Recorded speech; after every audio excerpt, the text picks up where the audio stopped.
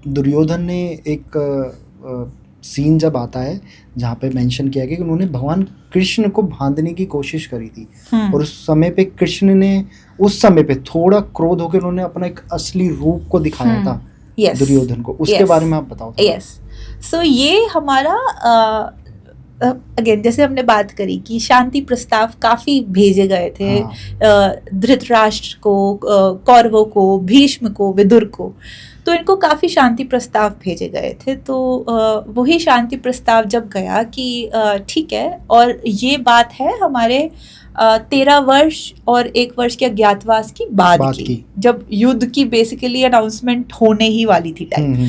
तो this is just before that शांति प्रस्ताव। एंड उसमें जब माधव ने बोला कि आप सिंपल सा छोटा सा राज्य हर भाई को दे दो, कोई तो ज़्यादा बड़ा इट्स ओके, इवन छोटा छोटा, इवन वो ज़्यादा समृद्ध ना हो, उनके पास इतना स्किल्स है वो उसको समृद्ध बना देंगे, आप छोटा छोटा सा राज्य भाइयों को दे दो, वो अपनी स्वतंत्रता से उसको चला के दे विल बी हैप्पी, कोई युद्ध नहीं होगा, we will let everything go, but Duryodhan will have to apologise to Draupadi, right, which obviously he neglected कि मैं क्षमा वमा नहीं मांगूंगा, that I will never do।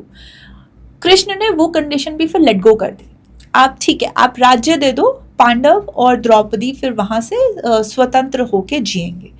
जिस पे दुर्योधन बोले कि एक सुई के नोक जितनी भी लैंड वो मैं उनको पांडवों को दे नहीं सकता, that is not possible and will never happen, right. वो उसका अहंकार जो चरम सीमा पे पहुंच गया था कि भाई तुम्हारे एंड का टाइम आ गया है। तो that was the voice that shaped his words, after which because Krishna presented that offer कि दुर्योधन को सॉरी बोलना होगा, ये होगा, it hurt his ego so much कि उसने कहा कि तुम अगर इतना बुरा शांति प्रस्ताव लाए हो तो हम आपको यही बंदी बना लेते हैं, आप जाओ ही मत, ठीक है।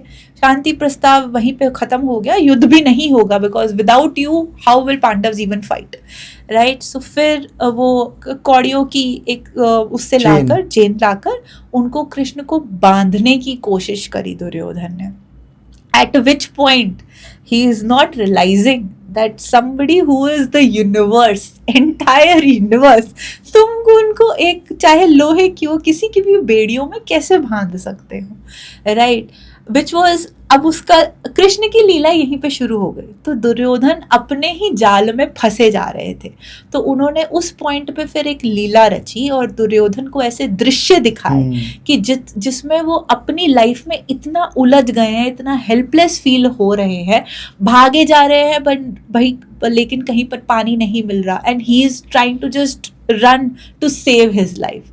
एंड फिर कृष्ण ने अपना रौद्र और एकदम विशाल रूप में दुर्योधन को उस हलुसिनेशन में दर्शन दिए और उसकी जंघा पे प्रहार किया, which was actually the weak spot and actually the area जहाँ पे वार होके दुर्योधन की हत्या होनी थी, right. उसको पूरा दृश्य दिखाया कि हत्या तुम्हारी कैसे होगी, कहाँ होगी, तुम ऐसे ही भागते रहोगे, सब कुछ दिखाया, एग्जैक्ट फ्यूचर, किसी को तुम फ्यूचर बता दो and yet that person does not get to the right path, there's nothing more disheartening than that, right? So हाँ, तो ये एक लीला अंतिम शांति प्रस्ताव में हुई थी जिसमें दुर्योधन को फ्यूचर दिखा था, कृष्ण तो चलो वापस आ ही गए, बट या दुर्योधन फेस्ड हिज फ्यूचर।